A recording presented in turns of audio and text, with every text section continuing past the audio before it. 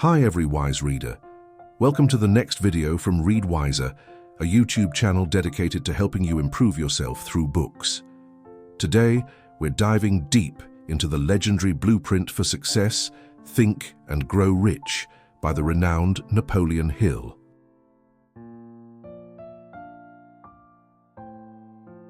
What if I told you there's a single learnable secret that's been the starting point for almost every great fortune of the last century?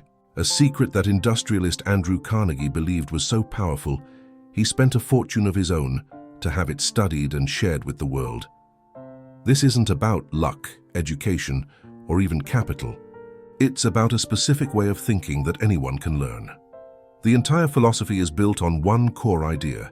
Your thoughts are not just idle daydreams.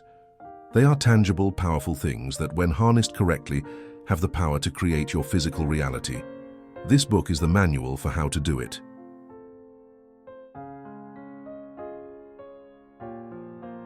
In 1908, a young journalist named Napoleon Hill met Andrew Carnegie, one of the richest men in the world.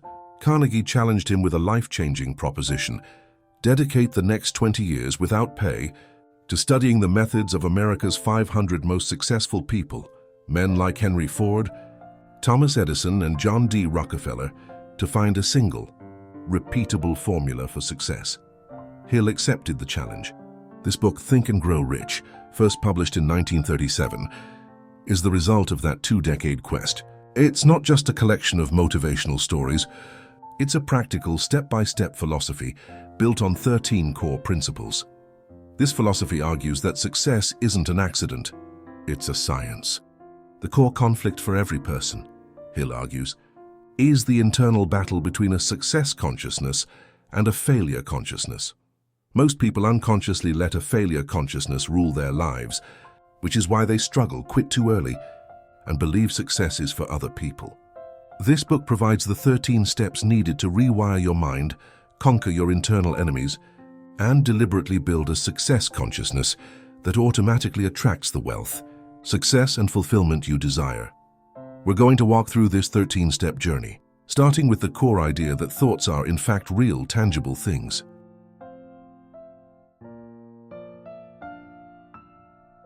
The entire philosophy of Think and Grow Rich hangs on this one central idea: thoughts are things.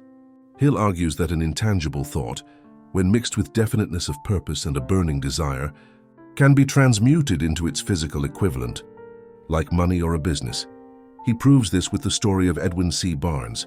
Barnes was a poor, unknown man who had one all-consuming desire, not just to work for Thomas Edison, but to work with him as a business partner.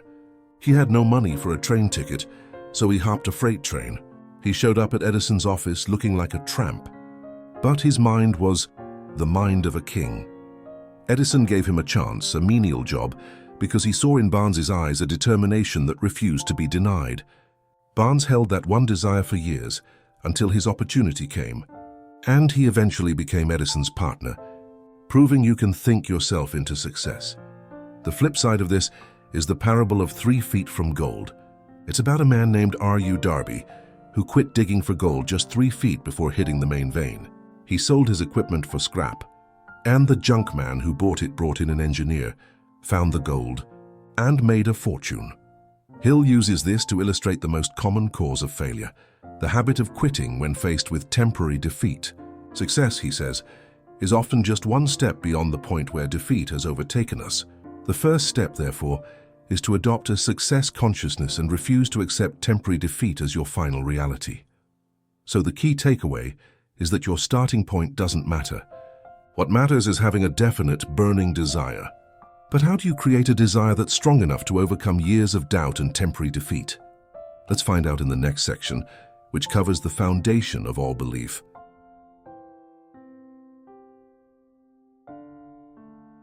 Hill's philosophy begins with 3 foundational steps: desire, faith, and autosuggestion. First is desire. This can't be a simple wish like, "I'd like to have more money." It must be a burning, all-consuming obsession. To make it concrete, Hill provides a famous 6-step method. 1. Fix in your mind the exact amount of money you desire. 2. Determine exactly what you intend to give in return. 3. Establish a definite date by which you'll have it. 4. Create a definite plan to get it and start at once. 5. Write all of this down in a clear, concise statement. And 6. Read this written statement aloud twice daily, once at night and once in the morning. This is not just an affirmation, it's a blueprint. This process of reading your statement leads to the second step, faith. Faith isn't a passive hope. It's an active, unshakable belief that you will achieve your desire. Hill calls it the head chemist of the mind. But how do you get this faith if you don't have it? The answer is the third step, autosuggestion. Autosuggestion is the principle of self-suggestion. It's the communication link between your conscious mind and your subconscious mind. By repeatedly reading your definite desire statement aloud, you are programming your subconscious to believe it's true. The key, Hill stresses, is that the subconscious only responds to thoughts mixed with emotion. Plain words don't work. You must read your statement with feeling and belief, as if you already possess the money. This is how you build an unshakable faith that your subconscious will then work to make a reality. This foundation shows that belief is an active, engineered process. You define what you want, and then you program your subconscious to expect it. But desire and belief aren't enough. You need raw materials. What do you use to build your plan? That brings us to the mind's workshop.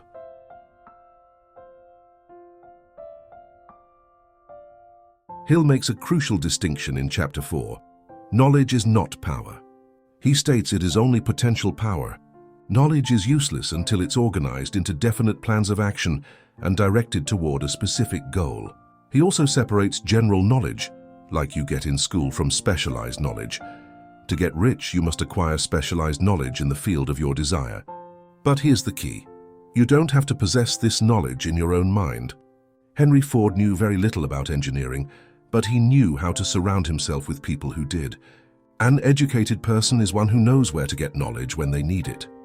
This specialized knowledge is then shaped into a plan using your imagination, which Hill calls the workshop of the mind. He splits this into two forms. First is synthetic imagination. This is what most of us use. It doesn't create anything new. It just rearranges old concepts, ideas, and plans into new combinations. The second, more powerful form is creative imagination. This is the faculty that connects you to infinite intelligence. It's the source of hunches and inspirations. It's how truly new ideas are born, like the idea for Coca-Cola, which started as a simple formula and was built by imagination into a global empire. You must use both to build your plan. So the takeaway is that ideas are the true start of all fortunes. You acquire the right knowledge and use your imagination to build a plan. But a plan on paper is just a dream. How do you turn that blueprint into an actual functioning structure? That's where organized planning comes in.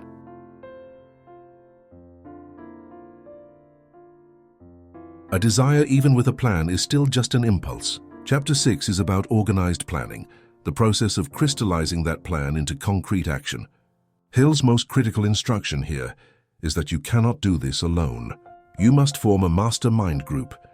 This is an alliance of people who have the knowledge, experience, and influence you need to carry out your plan. You must meet with this group at least twice a week and work with them in a spirit of perfect harmony to refine and execute your plan. No great fortune is ever made without a mastermind. This section also contains a hard truth. Your first plan will probably fail. In fact, most plans fail. This is where most people quit. Hill states that temporary defeat is not failure.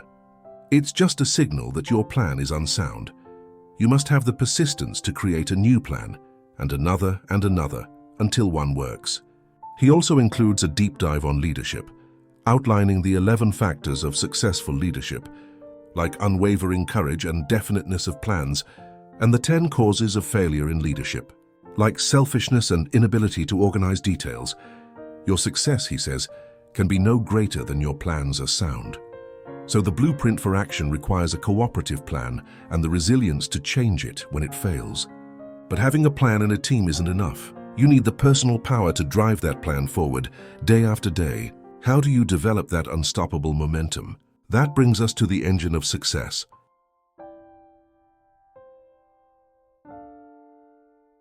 If your plan is the blueprint, Chapters 7 and 8 provide the engine. decision, and persistence. First, decision. Hill identifies lack of decision, or procrastination, as one of the top causes of failure. He found that successful people have one trait in common. They reach decisions promptly, and they change them slowly, if at all. Unsuccessful people, by contrast, reach decisions slowly and change them quickly and often, tossed around by the opinions of others. You must have the courage to make your own decisions and stick to them. Hill uses the 56 signers of the Declaration of Independence as the ultimate example of a courageous, definite decision that ensured success, even though the war was far from over. But a decision is useless if you abandon it. This brings us to persistence. Persistence is the sustained effort necessary to induce faith, and is based entirely on the power of will. This is the quality that separates winners from losers. It's the ability to keep going, even when your plan fails and temporary defeat seems permanent. Hill is blunt. A quitter never wins, and a winner never quits. Persistence is a habit you must cultivate, and its foundation is your burning desire, your definite plan, and the encouragement you get from your mastermind group. Without it, you are guaranteed to fail. With it, you are guaranteed to win. So you make a firm decision and back it with relentless persistence. This is the engine that drives your plan. But Hill argues there's another, even greater source of power you can tap into.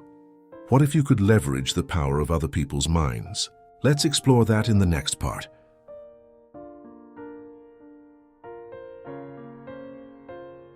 We've mentioned the mastermind group as part of planning, but in Chapter 9, Hill explains that it's also your primary source of power.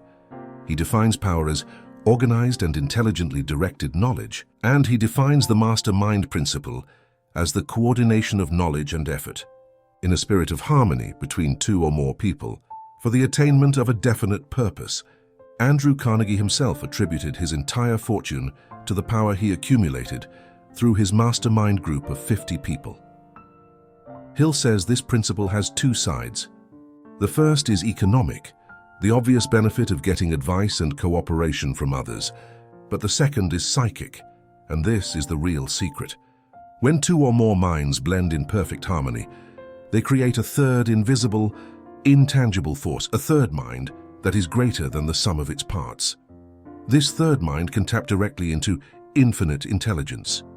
This is why Henry Ford's success skyrocketed after he formed his personal mastermind with Thomas Edison, Harvey Firestone, and other great thinkers. He was literally absorbing their power of thought. To succeed, you cannot rely on your own power alone. You must create a mastermind. Creating a mastermind gives you an external source of power. But what about your internal power? Hill argues that the most potent and creative energy you possess is one that most people completely waste. How do you master your inner world? Let's dive into that now.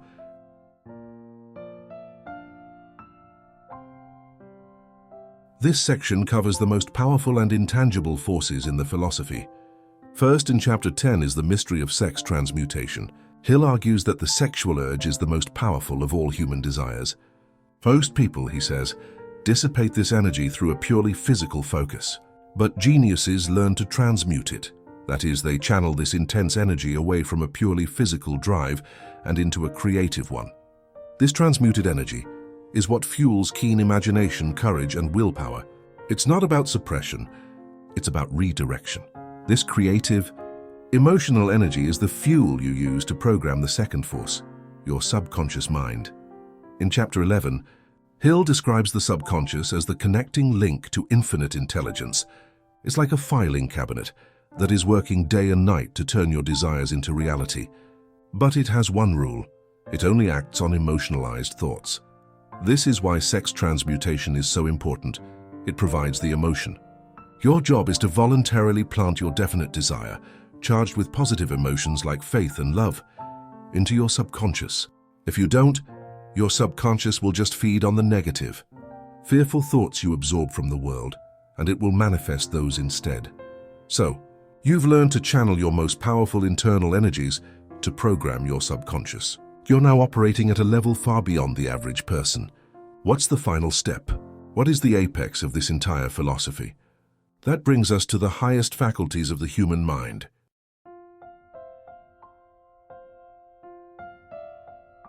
The final steps of the philosophy elevate you from a master of self to a master of the unseen. In Chapter 12, Hill explains that the brain is literally a broadcasting and receiving station for thought. Your subconscious mind, when stepped up by high emotion, broadcasts your thoughts. Your creative imagination is the receiving set, which can pick up the thought impulses of others. This is the mechanism behind the psychic side of the mastermind. This all leads to the apex of the entire philosophy, the sixth sense. This is the 13th and final principle. Hill states this is the faculty that can only be mastered after you've applied all the other 12. The sixth sense is the creative imagination, fully developed. When you master it, you gain a direct line to infinite intelligence. This is the source of all hunches and inspirations. Hill claims it acts as a guardian angel, warning you of dangers and notifying you of opportunities. He describes his own method for developing this sense by holding imaginary council meetings with his invisible counselors, great minds like Lincoln and Edison, to receive inspired wisdom.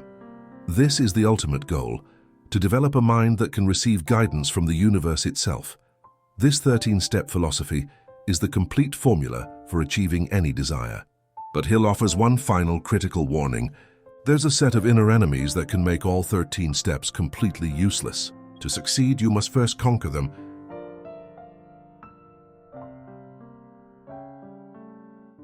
In the epilogue, Hill warns that you must first conquer the unholy trio: indecision, doubt, and fear.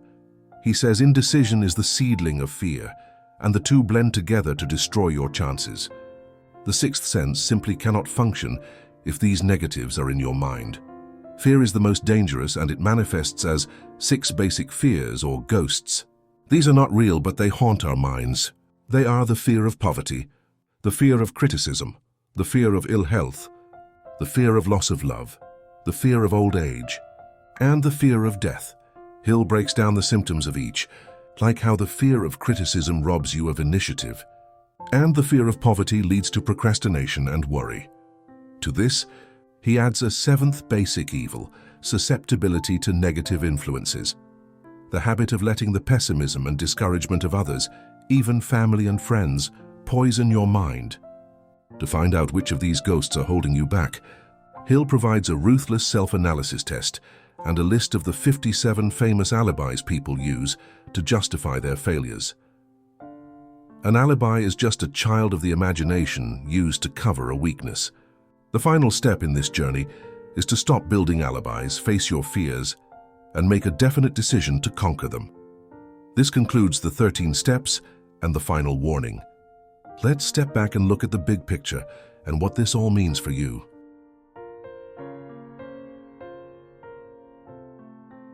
So what is the ultimate secret of Think and Grow Rich?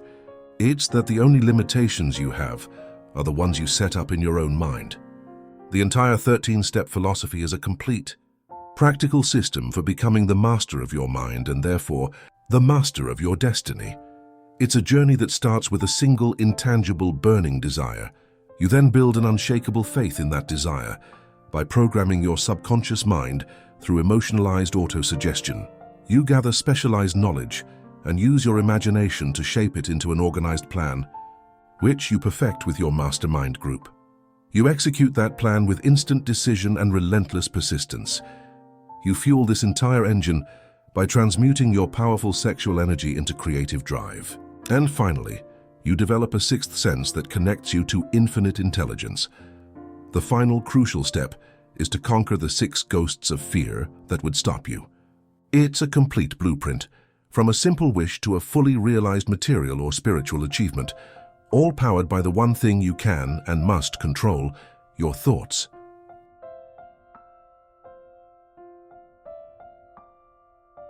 Napoleon Hill's message is as powerful today as it was in 1937.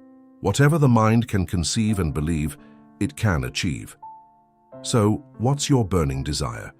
After hearing this, which of the 6 ghosts of fear do you think has been holding you back the most? Let me know your thoughts in the comments below. If you found this summary valuable, please hit the like button, subscribe to Read Wiser, and share this video with someone who is just 3 feet from gold. Thanks for watching.